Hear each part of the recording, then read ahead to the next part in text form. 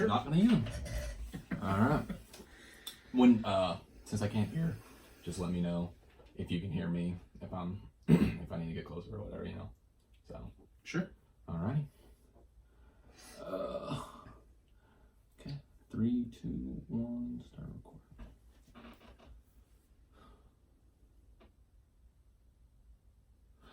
Hey guys, what's going on? This is your host, Corey, on the School of Thought podcast. Today I had a really special episode. That nice crack of a cold one you heard there. That's my good buddy, T-Money, T-Swizzle, Tracer. The one and the only. If you know him, you glad you are. If you don't, well, sorry about your luck. But you'll hear about him tonight. My buddy Tracer, he's been a good buddy of mine for a good while. He's been kind of out there a little east, we don't blame him for it. Just sometimes you gotta do what you gotta do, Just the beast that lives in the east. Hey, beast in the east. I did the same thing, Hey, he's a strong man. I couldn't do 3 months, He is no, I'm just kidding. Been 5 years now. 5 years. God bless you. That's right. God bless my wife. Hey, seriously. Y'all are troopers. No, East Texas is beautiful, actually. I'd love to retire there, just not anywhere. Oh, man, it's a great retirement no spot. City-wise, like just out in the country, For sure. So before we get onto our rambling, because we were supposed to start this like 3 hours ago, but Yeah. we found other things to do. More productive though, because it's that's more productive, man. No, so Tracer, we've been good buddies forever. I've always thought me and him just not even. I mean, on a comedy standpoint, yes, I think Tracer's like 1,000 times more funnier though, but on a we've always been able to have like really retarded talks, but at the same time we can get as deep as like a friggin' Mariana Trench, Sure. and freak people out. And so I always wanted Tracer around here, but he's over there in East Texas. We're over here. I don't know what you call this Texas. We're trying not to be East Texas. We're like East. The North. We're the North. The Great White North. Don't you know? Sorry, there's a lot of Game of Thrones references coming out just now. Dude, I finished it. Okay, I gotta throw some story. My ex-girlfriend that lived in Pittsburgh. Yeah, that one. No names.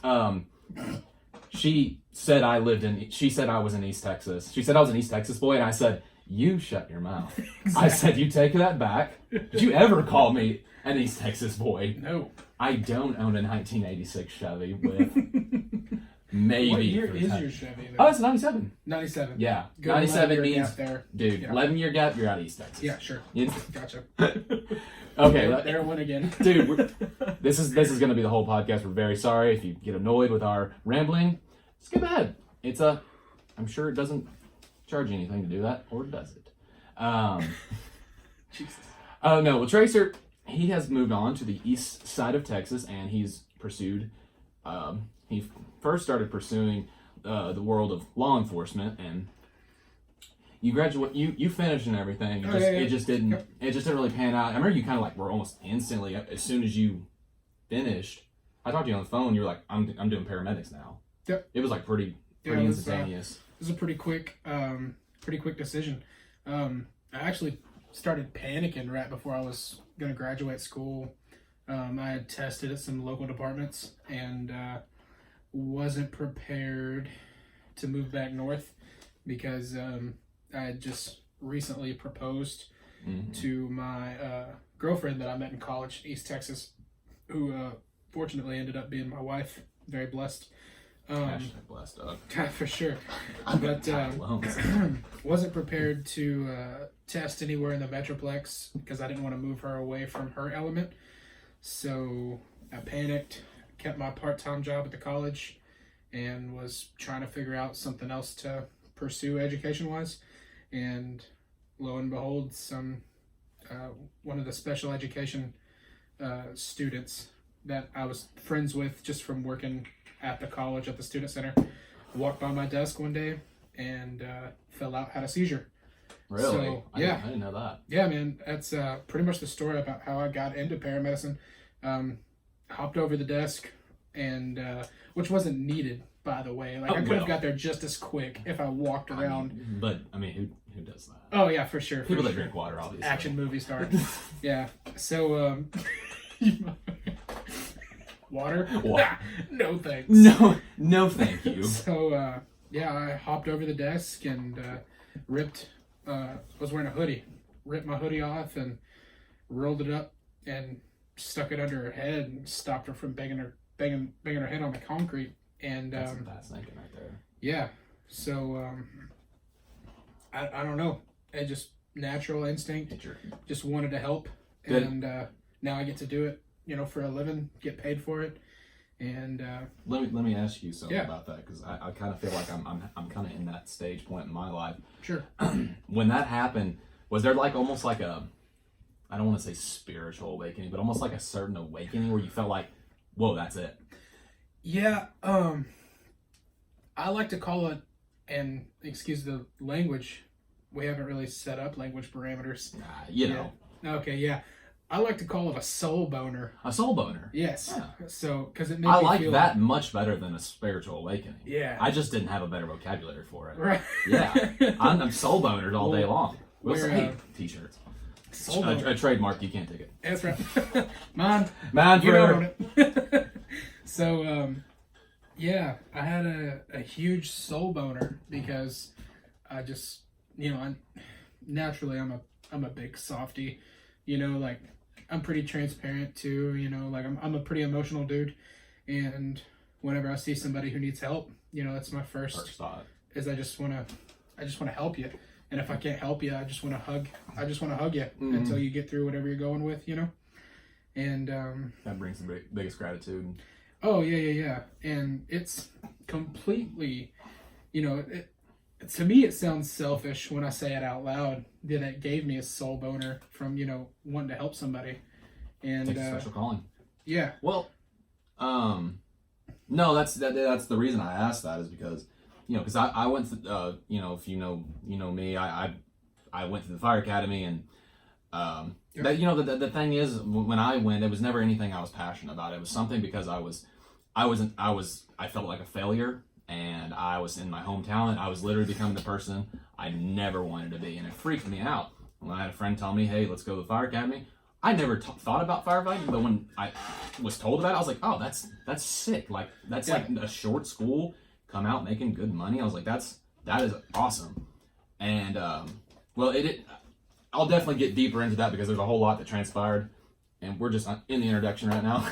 But there's a lot that transpired in that. But it turned out I'm the same way. I'm very empathetic towards people that I think that are can't protect themselves or can't help themselves, or I feel like I could help in any way.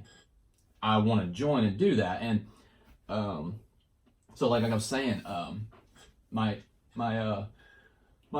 cousin's wife, her name is Bethany. She's supposed to be coming on. She said she really wants to get on. Well, she's a psychology major, but she's also, I don't want to misdoctor her, but I know she's very close up to the doctor range. I don't know exactly. I don't know. You know a scale? I don't know how it works for. She's past the nurse. I know that. Oh, she a nurse practitioner? Might be a nurse practitioner. Physician assistant, PA. Ooh, could be that. Yeah. She makes fat money. I'll say that. Oh yeah, I mean that's both nurse pracs and PAs. They ain't no slouches for sure. Yeah. Okay. Well, she's this is also not bragging here at all. I hate bragging, because I'll make fun of myself for anything. But it was something I needed 100%, because if someone opens up and we engage in more intelligent conversation than how was the football game, even though I like those conversations, those are good football games. There's a time and place. There's a time and place, and eventually I get tired of it, and I don't speak.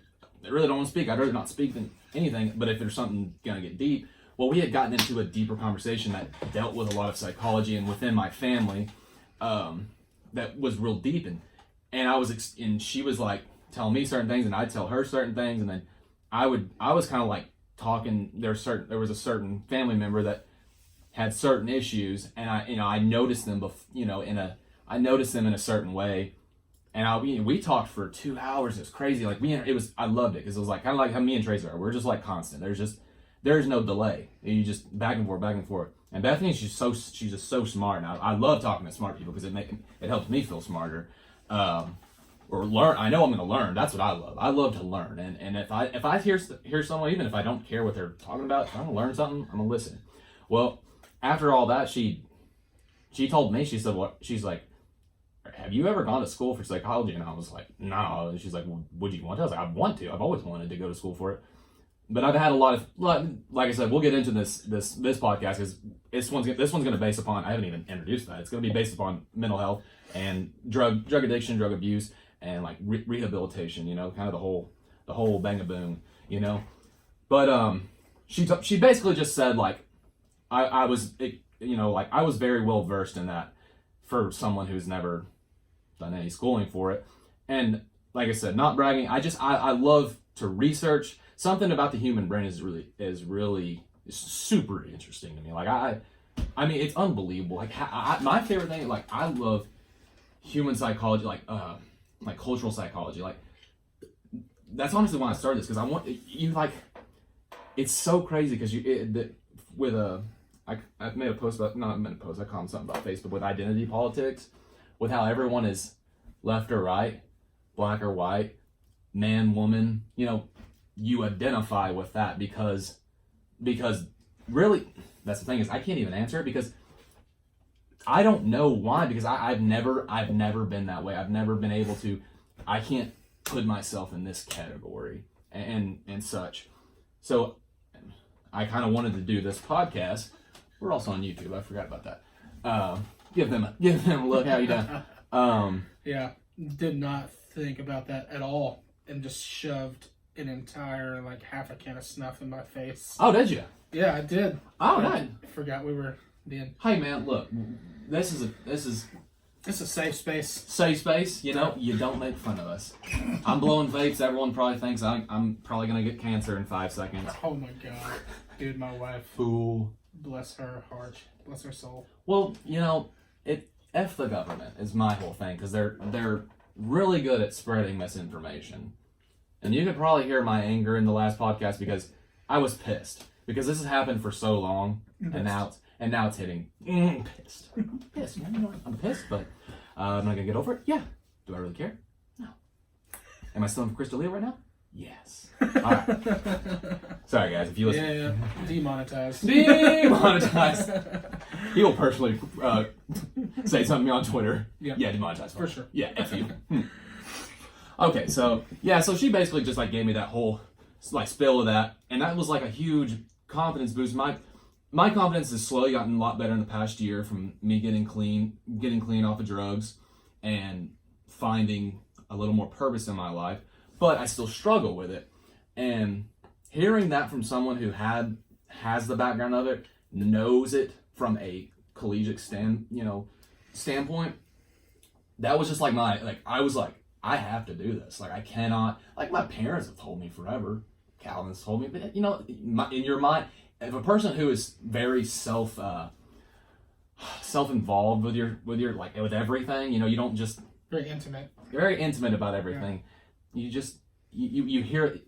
It's not I think my parents are stupid or anything, but my brain's they don't know anything about that. You can't do that. So that's what I've always been told myself, even though I've always been passionate about it.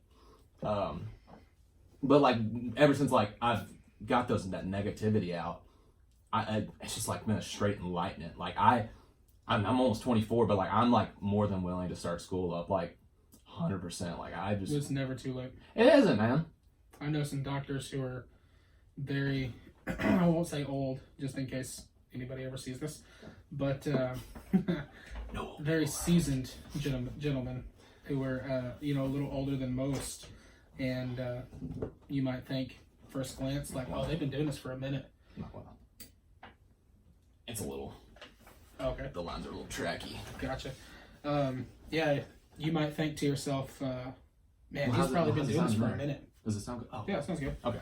Yeah, but they're just getting out of residency or they're just really getting out on their own, That's passion. So, oh yeah. That's passion. That's somebody who found what they needed to do late in life, who started out, climbing power lines or, doing plumbing or military, or, just really found what they were supposed to do and didn't let anyone tell them maybe not, maybe no. Maybe yes. Maybe no. Oh, Very very uneducated boys. Very uneducated boys.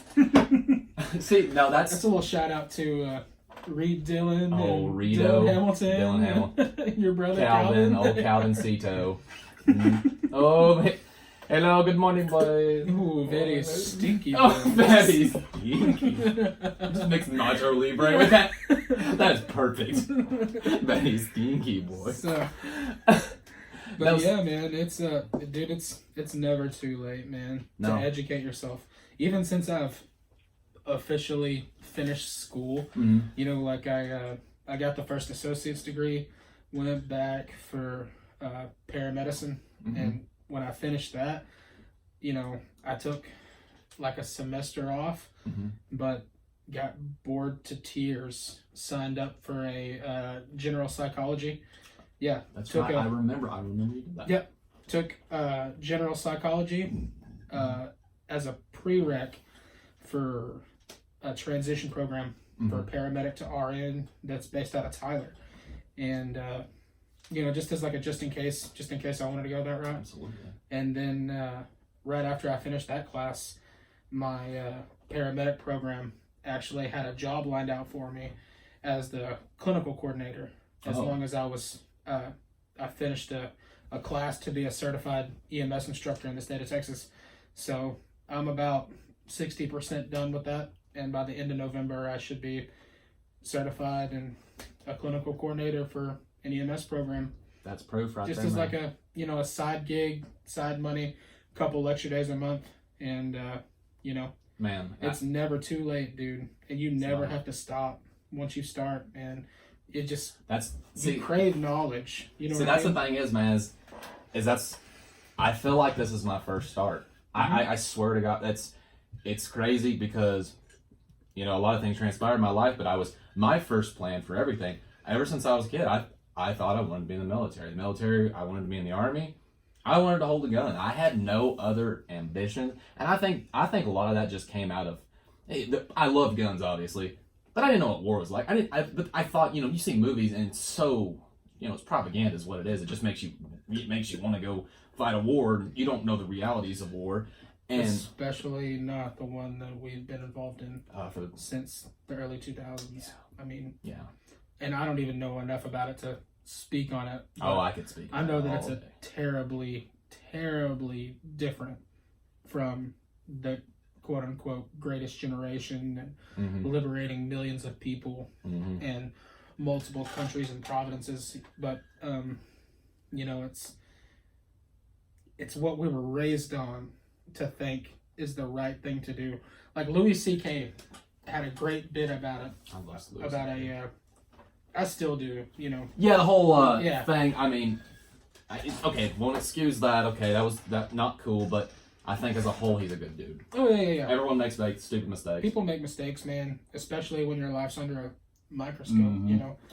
It's something's bound to get out there. He's pretty open about his kind of. Oh he deals with depression and everything. I know that for sure. He's pretty open. But yeah, he did a great bit about a guy in the military being on a plane and him offering his first class seat to this military member, and he was like, he's doing the right thing. He's fighting for his country. He thinks, and then the whole audience kind of half cheers, half boos. And he's like, "What? I'm joking." So yeah, that's. But that bit I felt like exemplifies, and really brings to light, the truth of the matter, really, just from my opinion, and that's all that this is, because I have no statistics, no numbers, no facts, but but no, but there is. The thing is, like, there's other countries that do invest in those certain type of ways that we don't. And I think what you're trying to get at is there's like people like you. I don't know how you did in school, but like for me, I had horrible ADHD, and I wouldn't take my medicine because it made me feel like a zombie. So I wouldn't take it. So then it would just make me very impulsive. I wouldn't do any of my homework.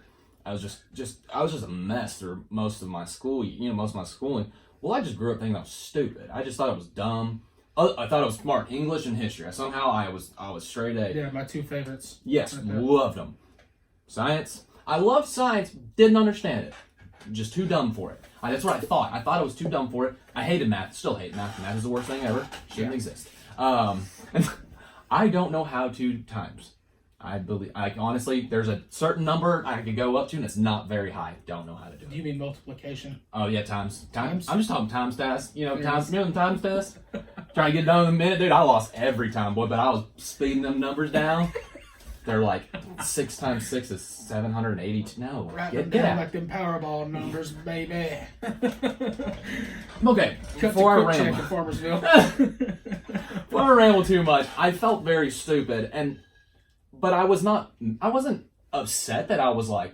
There was nothing that upset me. I was actually really passionate about being in the military, and I didn't have like a passion because like 9/11. It was just more like my whole passion, honestly, probably would have been based off of probably Band of Brothers and Black Hawk Down. And like, I loved just like that camaraderie, and I felt just fighting for the right reasons just felt really, really good. And the right reasons. In my head at the time. Right, but I think it's I don't think they're right now. It's the paradigm of fighting for the person next to you. You know what I mean? It is. Like having that brotherhood thing, and you feel that deep for the rest of your life, no matter if you're, and I hate to put it in such a small scale, but whether you're playing football or, running track, which I can't speak on. I can't either. I quit 7th grade after the first meet. Yeah, Yes. I was always chunky. Hey man, you know what? Track. You know who made that? Greeks. Yeah. You know what the Greeks are? Nothing. Okay. I read in a book that the Greeks actually invented homosexuality. They did. They're the first gays. They are ground zero. I really want to put this out there that I am not homophobic. So far from it. Oh yeah, no. Please. Yeah, no. That's a. This is me and Tracer's like just monologue. It's insanity. But we have been. I know I've been scrutinized by a lot of things because it's not that I like. It's not that I'm not hardcore anything really, other than like I'm like all about freedom, and I'm all about education and well-being. That's my main thing. But like hardcore stances on certain things, I don't ever get there. And like being in the South, we're from neighboring towns. We're neighboring towns in the Bible Belt, okay, in Texas, all right. And his town had about 2,500 people. We have about 3,100 people. Which town? What's Blue Ridge? Did I say? Oh, like 900. Oh, 900. Please forgive me. Did not mean to add an extra 1,000, No, the only reason that I remember is because I think the population sign when I was in high school, every day on my way to school, like I would come into the city limits and it would say population 968. And I just would always crack up. I was like, somebody's gonna have a baby. It's gonna be a party. Oh, baby. 969. And if they were born on 420. Oh yeah. Absolutely. 420, 969th individual in the ridge. Yeah, go ahead and key to the city. It's yours. It's yours. You literally, this is your city. Don't even ask. You're the mayor. You didn't run? Too bad. Hey, you want Tiger Mark? Tiger Mark, man. Did you ever meet that guy? We used to call him Sadiq. I mean, if he was the normal dude, yes. That was a place to go buy beer Oh yeah. for a while. For Certain, of course, a certain person was. Yes. We will not disclose. Yeah. Not Sadiq. That really wasn't even his name. That was a total racial stereotype.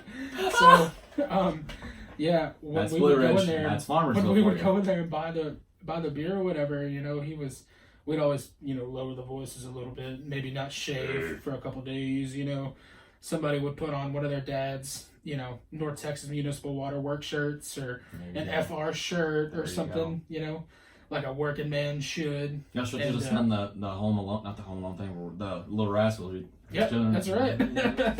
Hello, my good man. Oh my 2 alcohols, please. I would like to buy alcohol, if you do not mind.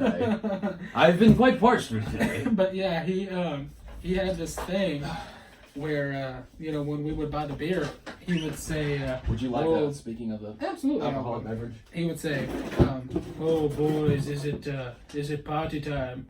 Is it party time, boys? And when we would pull up to a bonfire or whatever we were doing, it was always, oh, is it party time? And everybody knew who we were, who we were referencing. It was like our own little, back some nostalgia for me. Simpsons referencing. Oh, what's his name? Yeah, but it wasn't I didn't watch like Simpsons that much, but I know you're talking about. Me either, but it was like we were all quoting, yes, him like he was a character. Absolutely. Which we kind of, unfortunate, we turned him into. We were just kids, man. But it was a lot of fun. It was at party time. Oh, man. That unknowing racism that you don't right. have. No, but I guess that's a preference of, kind of where we came from. Being from here, it's very easy to be a racist. It's very easy to be sexist. Not even realize it. Not even realize. Very easy to be homophobic. I think more people are homophobic than absolutely. More people are homophobic than racist for sure. Well, yeah, because racism went out of style when we were raised. Yeah, I mean, I don't ever remember, like, other than there was like a few people that you knew were like openly like racist, and they were outcasts. It was like, oh yeah, they were. I was scared. Oh, dude, I remember one guy. I remember one kid's his dad. Like, I always heard it. I don't know. That's the bad thing is too. I don't know if he was. But I just remember seeing him. He was kind of a big dude with beard. And I was just like, man, that's what every racist guy looks like. And I was so scared of him. And he's a big, tall dude, like a scruffy beard. I was like, God, racism is scary. I'm never gonna be that way. Yeah, Jesus. Don't be racist, or you be a big, ugly, brown-haired dude with a short kid. Good Lord. Christ. Here's to you, man. Hey, man. Cheers to that. Cheers to anti-racism, I made a video on Twitter I'm sure you didn't see either. No, I'm not on any social media. Yeah, no, I don't know why I keep bringing that, but I just know you would enjoy the content. And I just wish you'd get one and just follow me. And I'll tell you when I post, because I know you'd like it. But I made one, and it was one of them days where I hadn't slept in like 2 days. So I was like half delusional. Mm-hmm. And but when I'm half delusional, I seem to be a little more funny. Like right now, I didn't sleep at all last night.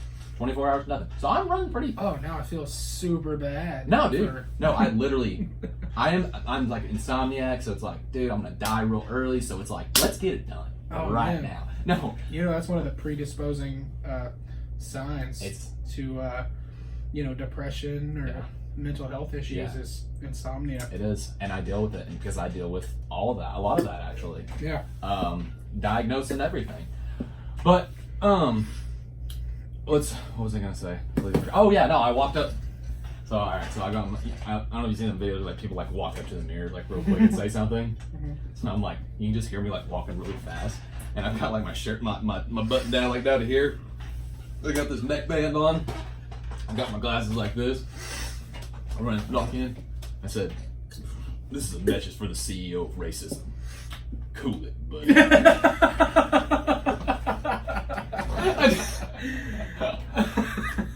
I got clout. Hey. I have clout. Relax.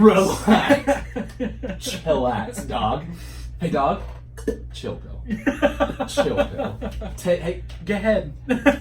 Take the chill, the drink, the sip, the chill. Okay? That's what we're gonna do, racism. Step by step. Hey, bud, chill. That's like people when they say... Take about 25% off of there, bud. That's like people when ISIS was like killing everyone, like, oh my god, I hate ISIS, they need to stop. And it's like, you stopped it, baby. Hell yeah. What's her name? Do you remember the old lady? Like I saw it on some meme page that like I had an app for. I think it was a Chive or something. I don't remember. Might have been iFunny. Probably yeah. iFunny. OG, man. OG, dog. Y'all, dude, I had Yeah. a political page on iFunny. Really? 2,500 followers. Which one? Wait, which one? Yeah. iFunny? No, like what was your page? Oh, like politically wise? No. Like, what was your profile? Like, what was the name? IFL Second Amendment. That was iFunny Libertarians. Second Amendment. Fantastic. And also, you know who Coleon Noor is? Nope. Black guy. He's from Dallas. He's a big gun activist. Uh-uh. Oh, dude, he's awesome. He's a really smart guy. But we're like probably like 60 miles away from him, so maybe we'll get him on with it. No, he has like millions of followers. No way. Really? Oh yeah. Well, yeah, I didn't know he was... the reason I got so popular on there is because I posted a GIF of him, and it's like he's like cocking a gun, like the badass sunglasses kind of, it's like deal with it or whatever. I like quoted it and I said, Democrats saying all gun owners are white racist or something, and it showed him doing that, and he posted it on his Instagram. He was like, dude, he's like, I got featured on iFunny. I was like, calling, I was like, dude, that was me. But I look back and that's cringy as hell because when I was 16 when I made it, I thought I was cool. No, I mean that sounds cool to me. Well, no. The post itself was cringy. I thought my page as a whole, yeah, kind of cringy. But I guess I was doing all right to have a following at 16. I don't know why anyone listens to my opinions. Following at 16. At 16, no one should have been listening to me.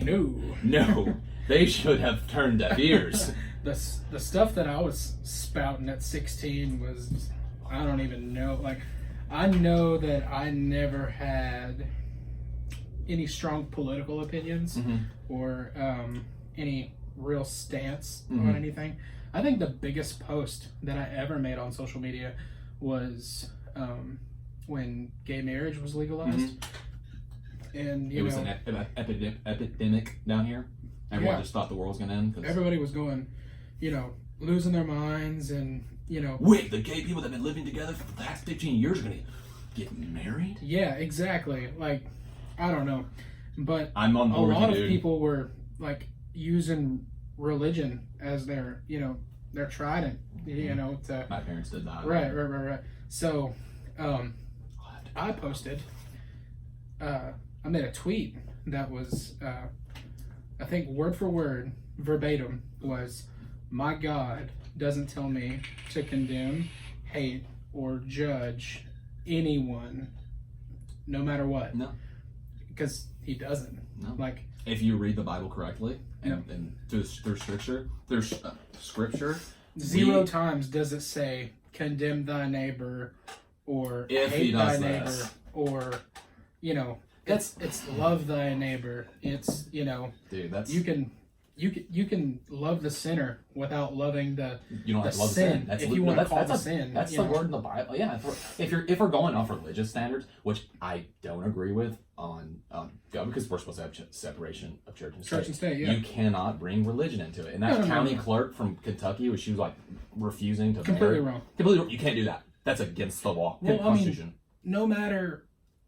Objectively, it's just wrong. That's where I'm getting at. Correct. Objectiveness. I mean, right. You can throw theology all there all you want, but there's laws that have been in place for hundreds of years that because churches and religion took over government, and that's a precaution. It's not because you don't like these certain religions. It's just for a precaution because I mean the dominance of religion is huge. Yeah, and there's a reason that I hate to go back as far, but there's a reason that the founding fathers didn't want a religious oligarchy. They didn't want to be, like a Vatican City or anything like that. They had their influence from, obviously from religion and from the Bible and everything like that. But they were smart enough. Oh, okay. Yeah, they were smart enough to know, to be self-aware, that we need to separate. We've seen they saw the problem and fixed it. Instead of being reactionary, they were proactive and got it done before absolutely happening again. Yeah. No, what I was going to say about that, because you brought up a point about that, which kind of ties in. When certain things happen, and it's whatever, it goes against the right side. I'm just going to generalize, say right side. Moral factor. They put a lot of their morals into their law, into laws on the right side. That's it's more the religious Christian side. Well, it's like certain things, like nothing specific, but they always go back to, well, our founding fathers founded this country on God, right? And that's not. Everybody likes to say one nation under God, indivisible, but they forget the rest of that sentence and everything that was said before in the Pledge of Allegiance. And the Pledge of Allegiance is in the fucking name. It's a pledge of allegiance to your country that you were, either born and raised in, born and brought to, or new to, a new citizen or whatever. By the way, I want to shout out real quick. Shout it out. My buddy Jamie Hernandez, another paramedic from East Texas that I met when I was in school. He just now became a legal citizen. Awesome. And, hey, congratulations, Jamie. Yeah, dude. He's one of the hardest working dudes that I know. One of the smartest men. Bilingual, I could call him. Man, anytime I have a Spanish speaking patient, if I can't piece it together myself, he's always very helpful. Yeah, he's always on call. That's awesome. And he doesn't even have to be. I get him to translate. Oh yeah. But that's awesome. A couple of Spanish guys I work with that do that. He says the Pledge of Allegiance word for word, and doesn't leave anything out. Has known it since grade school, like all of us. And people tend to forget that it is one nation under God, indivisible, cannot be divided, with liberty and justice for all. Whether or not they they confide in what my God says, or what your God says, or what Jesus Christ or Buddha or anything that's in the Quran, or this country is indivisible because of its diversity. Absolutely. And it's a beautiful place to be and live. And man, I'm just so fucking proud of that dude, of Jamie Hernandez, man, because awesome. He did it the right way, and he is an advocate for go through the process just like I did, because it was a long process, it was drawn out, but damn, I can't speak on the immigration very well. I'm not for all I honestly, I don't like it. I'm not saying I don't know enough to give like a full-on opinion, but I also don't like.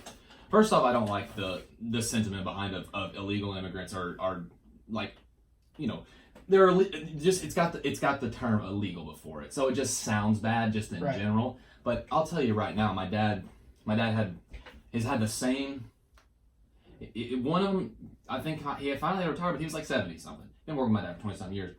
He has 3 guys with him right now. Well, there's 4 actually of them, and his wife is here now because she was in Mexico the whole time. She just came here, and she is here in her mid-50s working landscape. Okay, so if that gives you something, she went through the legal process as well.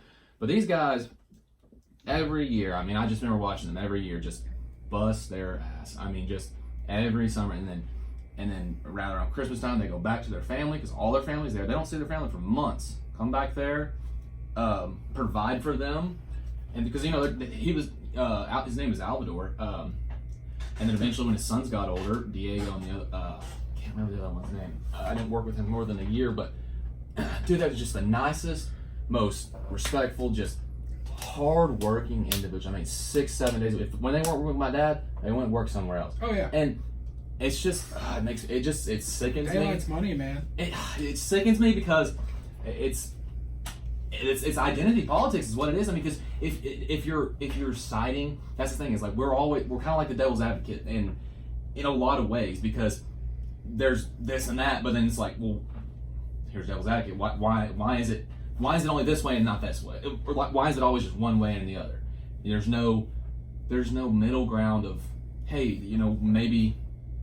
Okay, there's certain issues with immigration, which certainly there is. There's issues with, I mean, the sex trafficking and the drugs. The drugs, big. But I think a lot of play that with the drug war. But I was in the last episode, so we don't have to go into that. But there is issues, and I understand that. Nancy Reagan. Shouts out to old Nancy. Just say no, kids. Okay. Turning a blind eye to the AIDS epidemic and crisis, and being like, let's just focus on the stoners. Listen, AIDS can only spread to gay people, okay?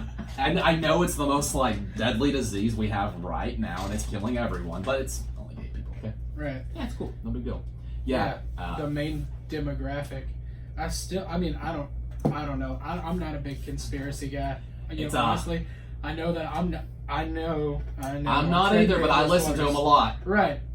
See, I'm objective on everything, and So I'm not a big conspiracy guy, but again, to play devil's advocate, what did AIDS kill? Gay people, black people, and black people. Yeah. They were very.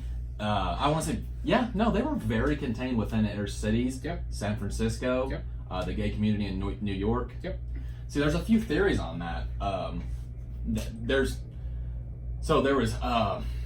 one theory, because there was which none of them excuse anything the government did. It was all pure negligence, or it was purely done out of whatever you want, trying to kill off a certain type of person, which is sickening in so many different ways. But there was somewhere in Puerto Rico or I don't know if it's Puerto Rico, some country, they were dealing some blood bank or something. No, it was Haiti. Haiti was having an AIDS crisis, I think it was. Well, there was something to do with transfer blood that was going from there to here to there, and they didn't. There was like 3,000 like vials of like infected AIDS, and they didn't test for them then. Apparently, they didn't even. If you were just willy-nilly, they just go there and give blood, and and they like literally just sent like 3,000, like I don't know how much, what the blood was, but there was just like an insane amount they actually sent and never got tested, and injected people with basically just infected. When was this? It's the 80s, or it might have been 70s when the outbreak had maybe just begun. Early days. The early days. There was also another theory that a rich, like a millionaire gay dude, he went over to somewhere, conjected or something. He was, I don't know if he was a pilot. No, he was you like heard that theory. Yeah, no. He went on the plane. I don't know. It could have been the pilot too. He was on the plane. I don't know if he flew it. But I know he was rich, a rich dude, gay. Well, he came back. They think he might have been patient zero. I don't believe it, because all the other ones make a lot more sense, because the isolation process of one guy. Because I think they found like it was pretty, like they knew it was him pretty quickly. Like if it was him, I mean he did get it, but I think it was already kind of prevalent, and they were just, because there is a conspiracy show on podcast that I do like. They were very much suppressing AIDS epidemic. They were keeping it very quiet. They were no big deal. It's just this, that, and there's thousands of people dying every day. Whereas, I mean, flip the script and look at the Ebola crisis. I listened to one today on the Ebola crisis. I don't know, man. Dude. I don't know. It's just very different the way that it was held. But also, the CDC is, I don't know when the CDC got started. I want to think it's mid-60s, early 60s. Probably. Maybe in the 50s. Yeah, I'm not sure. Well, there was something that... Let's not pretend that we don't have the... We do have... The world at our We have fingertips. technology. Yeah. See, I would have figured, because today I don't know what it was about today, but I listened to the one about the AIDS breakout, not AIDS, Ebola breakout, and then before that one, I listened to the Spanish flu one. I didn't know how deadly the Spanish flu was. Influenza? Yes, dude, it killed like 5% of the world. July 1st, 1946. Not okay. See, I thought they would have created the CDC right after the Spanish flu. Well, the Spanish flu was like Prohibition days. Yeah, no, it literally happened while World War I was going on. While millions of people were already dying, flu was like, yo, let's get in here and eat everyone. But also that they were keeping it just like it was nothing. Well, also, people keep doing this thing where they compare then to now. Yeah. And I hate to, I don't want to say disagree because I know you don't give a shit about disagreements. You actually, you almost crave them. I crave them. Yes. So my stance on that is you can't compare the times because they don't have the world at their fingertips, and they couldn't. It was through a newspaper if they found out about it at all. And as fast as it was spreading, radio, television, it was killing news. Hundreds by the day. Thousands by the day. Absolutely. You can't if it takes 2 or 3 days, you've lost that many more, and you've infected that many more. And how many numbers of children in the nation were getting educated properly at that time? Mm-hmm. So you can't have your kid bring a note home about it from school. You can't have that be a reliable fact. Okay. So here's where I'm going to counter that is worldwide. Yes, you don't know how serious it is. If you're in Florida and you hear that someone in Washington State has got the flu, I don't give a shit. It's not coming this far. You don't. Right. And that's understandable because it was a new strain of flu that was like the Black Plague. I mean, it was killing everyone. But what I heard about it, which I hadn't heard anything. This is new for me. So this is only information I get off the podcast. So this is just really take it as a subjective standard. Take it very subjectively because I don't know how true it is. But apparently, in New Jersey, the outbreak was in New Jersey, and it was it was coming. No, that's what it was. They were having a parade for the soldiers coming back from Europe. Sure. There was a doctor, I can't remember his name, but he was one of the guys that was head of trying to stop the flu, the Spanish flu. He warned the mayor. He said, "Hey, do not let this parade happen." He said, "Crowds are the worst thing for a virus. Like you cannot do it." And he kept telling him, well, at a certain point, like the virus, I guess it wasn't killing as many people at a certain time. It kind of like slowed down, so like a gradual slowdown. So it looked like it may have like mutated enough where a virus, it eventually mutates to where it can't host on us or something like that. I don't know. I'm not a doctor, but something about mutations and viruses and shit like that. But it was weird about the mutation on that as well. But especially with Ebola. Ebola's scary. Man, Ebola's, do you remember Dallas, Texas, baby? Yeah. That's when I was going. Remember Jake Vest? Jake Vest, dude. Yes. He was doing the electrical wiring for a sub part of that hospital. Oh God. And he could see where patient 0 was being held and contaminated. Like he could see the building from the outside, Yeah. And I remember him posting that picture on Twitter back in the day. Oh yeah, I remember that too. You remember he was like, "LOL, the Ebola hospital." And everybody was like, "Hey, bro, Jake, go get tested now. Go quarantine yourself, please." And he's like, sharing beers with people at the next party. Or, I probably drank out of his Jack bottle. Probably drank out of his Jack bottle. Oh honestly. yeah, for sure. Yeah, dude, give me a sip. Oh yeah, let me have a drag of that red real quick. Yeah, no big deal. Just an Ebola cigarette. Yeah. Bro, get you wet. Just an Ebola cigarette. No, see that was. I tend to forget about that. It's weird that I forget it because I was freaking. That was a big deal because it was the first outbreak was in Dallas in America since the 80s. Yep. And I had no idea. I don't think very many people knew what Ebola was. I damn sure didn't. I thought it was bad. Dude, literally, I thought it was a new disease. I was like, oh shit, Ebola.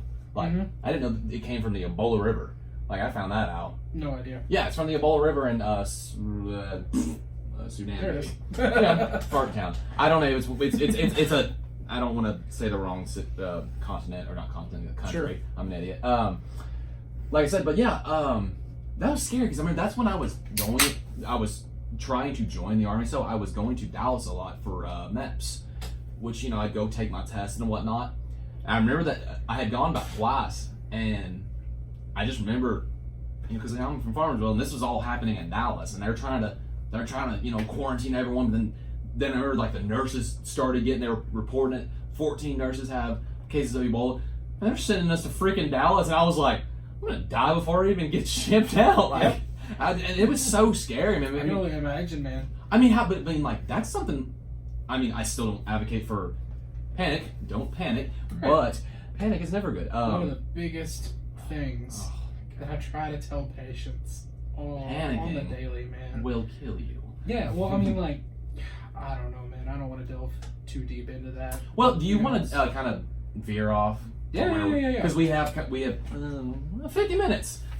I don't even know what we've talked about. I forgot, but we've dabbled a little bit into politics, religion, and we can split that episode up.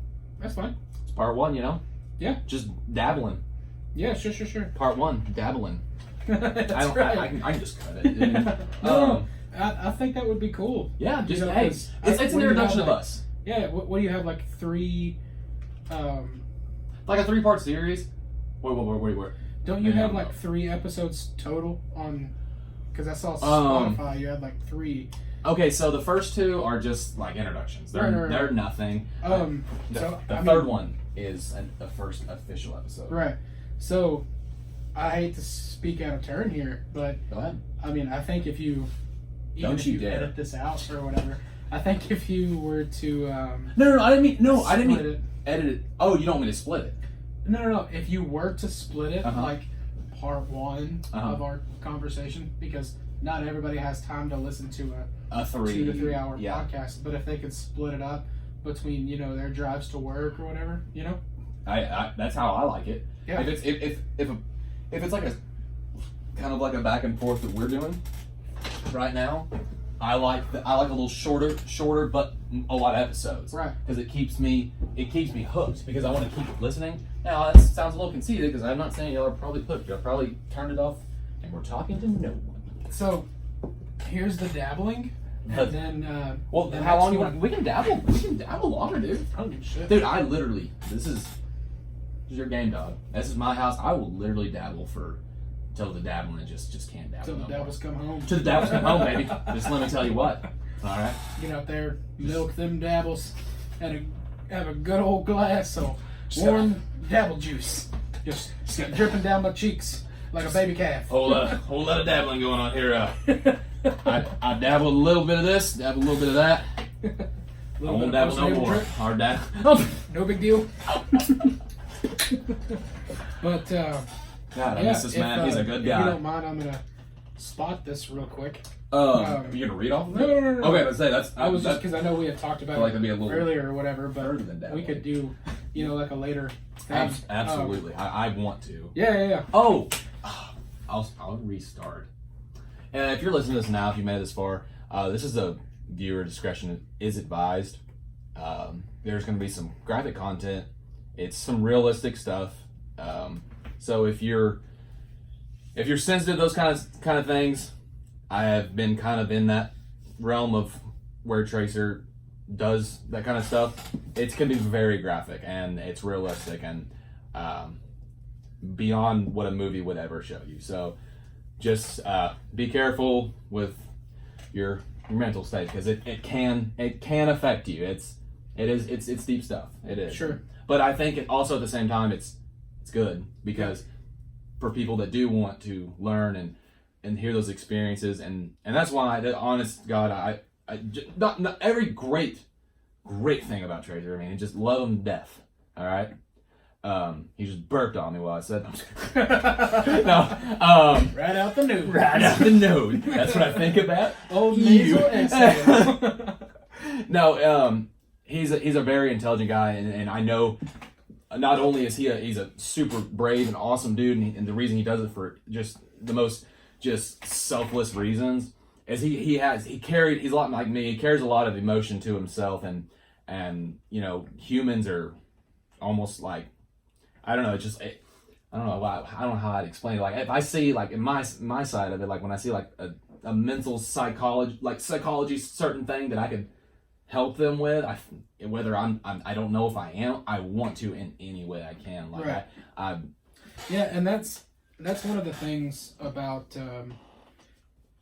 about this is what I was gonna share with you guys, if you're interested at all. But if you're not, it's just as helpful to me. And you can get out. So. But Don't you dare. I just I started to write right after I became a paramedic, and it's just about any call or any patient that really stood out to me, or anything that I saw myself. Maybe one day I might have problems with this, like they might not surface right now, but and it doesn't all have to be about trauma. I mean, the first story in here, the first patient interaction is a guy who got stabbed in the face with a screwdriver or ice pick type of tool about yay long, and went in through the soft part, right above the mandible here, right above eye socket, and went in and screwed up some stuff neurologically. But he was just in a fight, and other dude pulled the tool on him and just went to work.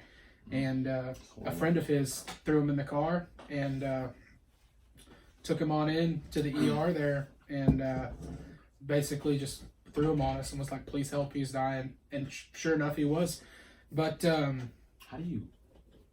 Did y'all have to take him to did he have to go to a brain surgeon?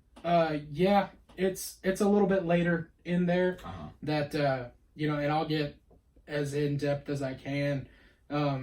I'd like to read it word for word, because I wrote this right after it happened. Like, he left on an ambulance, and spoiler alert, he made it. Sorry for you cliffhangers there. But I wrote this about an hour after he left via ambulance, and it was still fresh, still right there. Yeah. So, but yeah, if any of you guys are interested in hearing stories or anything like that, I'll talk for as long as the boss here will let me. So I don't care what y'all think. If y'all hate him, he's gonna be here every damn time. I'll just do this by myself. This is my buddy. You never tell my buddy he can't be here. Talking bad about my friend. No, I'll tell you what. If anyone can keep you glued to whatever you're listening to, watching, it's Tracer fucking Lynch. The guy is, and not only is he just naturally a good speaker and like storyteller, he has lived the experiences to just. That's a great thing about a story. I mean, you can be a great storyteller, but if you don't have the story to back it up, there's not really a lot to hold there. And for sure. And that's the reason why I think I really wanted this episode to happen, is because I have my certain. I have a lot of things that happen on in my life that were very traumatic to me, and I believe same thing. Yeah. Certain different areas, and you've also seen some like my areas of like traumatic issues and whatnot kind of would have led into his expertise. Like in the future, like I was just going to be a product of the state eventually with like what was going on, but. I think it's this, like, this is the two different perspectives. I'm also going to get my, what do you consider that? Cousin-in-law? My cousin's wife? Is that cousin-in-law? That just sounds weird, man. That's a weird. I'd say family member. Family member. Bethany. It's Bethany. Bethany Robertson. Great girl. Because like, they're both on the medical side, but at the same time, Tracer's he's on the front lines of it. He sees the the immediate, what like you're the first one when it's when it's something serious. Paramedics are, y'all are the most trained within the the confines of of driving, getting there. So I just think it's honestly like it'd be cool if we could get some feedback, honestly, I've had feedback on a few people actually, and that's awesome, and I love that because I don't care if it's negative or positive. I want to do what is really interesting, but at the same time, I think education is just like so important because as much as we've dabbled, we'll eventually get to the education part of it because we're both very passionate about that. And of education of a lot of things. I mean, it's not. I don't mean math and science. I mean, education of mental health and how your environment, just like everything in the world that can shape you in positive and negative ways. I believe me and Tracer could give some good insight on that. And other than the cut and dry Freudian concept, because Freud, I'm sure believe that you are a pre-made individual, that none of your other influences, nothing affects you matter, besides your biological ones and your parents and so the house you grew up in. So wrong. So yeah, and I think I think I'm a living testament to that. And if you wanna break. And then let's start it on the next one. Let's break and hey, all right, dabbling's over. I'm glad you dabbled with us for a while. The serious stuff is coming up, the graphic stuff.